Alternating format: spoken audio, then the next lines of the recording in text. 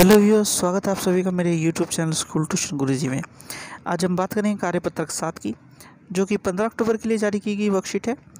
ये कक्षा 8 के हिंदी विषय की वर्कशीट है। यहाँ बच्चे अपना नाम लिखेंगे और यहाँ अपने कक्षा अध्यापक का नाम लिखेंगे। हमारा जो कार्यपत्रक है, ये वर्कशीट है, उसमें चल रहा है वासंत पुस्तक का आपकी पाठ बस की यात्रा, जो कि हरिशंकर प्रसाई जी द्वारा लिखा गया है। ये एक व्यंग्यात्मक पाठ है, यानी कि किसी को बुरा भी ना लगे ऐसी शैली में, किसी को अपनी बात को आराम से रखने की शैली। तो अब तक हमने देखा कि जो लेखक है वो काफ़ी लेट हो चुका है और एक ऐसी बस में बैठा है जो कि लगभग आखिरी बस है। और जब उसने बस को देखा तो पाया कि ये काफ़ी पुरानी बस है और उसे लग रहा है कि ये चलेगी कि नहीं चलेगी, पता नहीं हम लोगों को ले जा भी पाएगी अपने गंतव्य स्थान तक या नहीं। तो आइए देखते हैं आगे आपका पाठ या कार्यपत्रक क्या कहता है। इंजन सचमुच स्टार्ट हो गया, ऐसा जैसे सारी बस ही इंजन है और हम इंजन के भीतर बैठे हैं। कांच बहुत कम बचे थे, जो बचे थे उनसे हमें बचना था। हम फौरन खिड़की से दूर सरक गए। इंजन चल रहा था, हमें लग रहा था कि हमारी सीट के नीचे इंजन है। तो क्या हुआ कि जैसा कि हमें पता है कि लेखक सोच रहा था पहले कि चलेगी कि नहीं चलेगी, तो इंजन स्टार्ट हुआ सबसे पहले। तो उससे लगा कि चलो इंजन तो सचमुच स्टार्ट हो गया। फिर जैसे ही बस को उसने जो है देखा कि वो चलने वाली है, तो उसने देखा कि सारी बस ही इंजन की तरह आवाज़ कर रही है और बहुत ज़्यादा आवाज़ कर रही है। ऐसा लग रहा है जैसे कि हम इंजन के अंदर ही बैठे हो। इतनी आवाज़ कर रही थी कि लगा कि उसे कि हम इंजन के अंदर ही बैठे हो।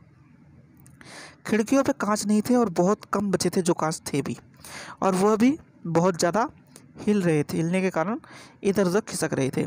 तो उसे लगा कि कभी कोई कांच हमारे ऊपर ना गिर जाए, तो इसलिए उसने बचना सोचा उनसे और वह खिड़की से दूर हट करके बैठ गया। तो इंजन तो चल रहा था, लेकिन उसे लगा कि हमारी सीट के नीचे ही इंजन है, क्योंकि बस बहुत ज़्यादा आवाज़ कर रही थी। आगे देखते हैं क्या होता है। बस सचमुच चल पड़ी और हमें लगा कि यह गांधी जी के असहयोग और सविनय अवज्ञा आंदोलन के वक्त अवश्य जवान रही होगी। उससे ट्रेनिंग मिल चुकी थी। हर हिस्सा एक दूसरे से असहयोग कर रहा था। पूरी बस सविनय अवज्ञा आंदोलन के दौर से गुजर रही थी। तो क्या कह रहा है ये कि बस तो चल पड़ी, तो उसे याद आई बस को देख करके सविनय अवज्ञा आंदोलन की बात, कि अवश्य उस टाइम जवान नहीं होगी।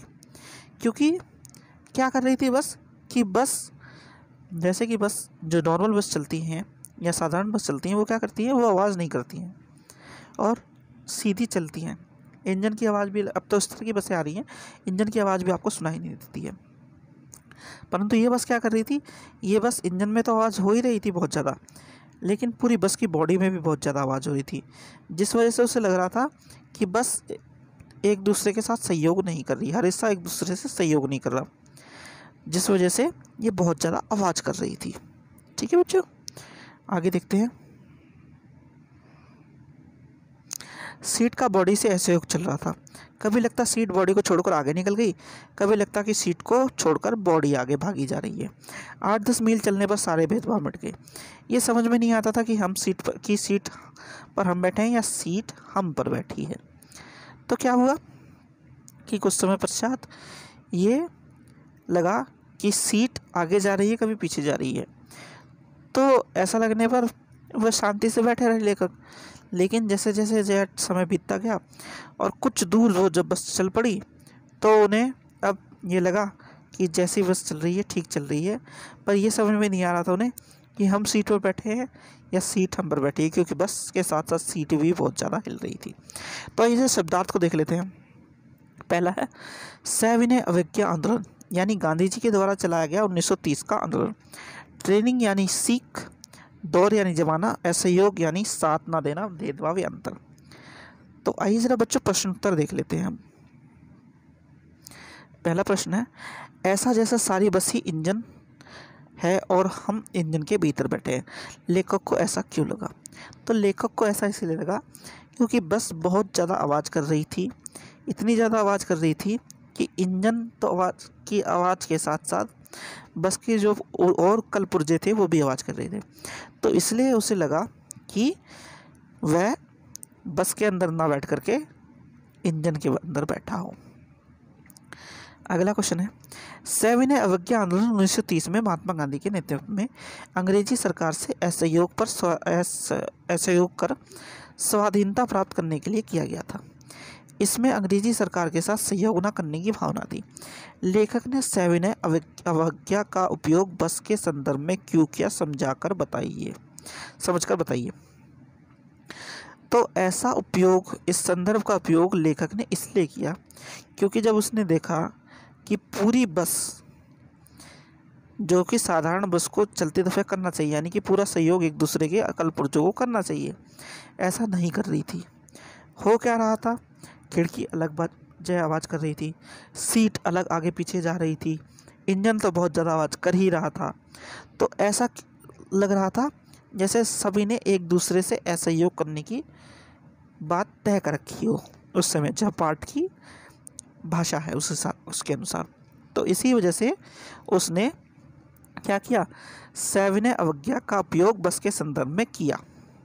ठीक है बच्चों। फिर है प्रश्न नंबर 3, प्रस्तुत गद्यांश में बहुत से अंग्रेजी शब्द हैं, कोई 4 अंग्रेजी शब्द ढूंढकर लिखिए।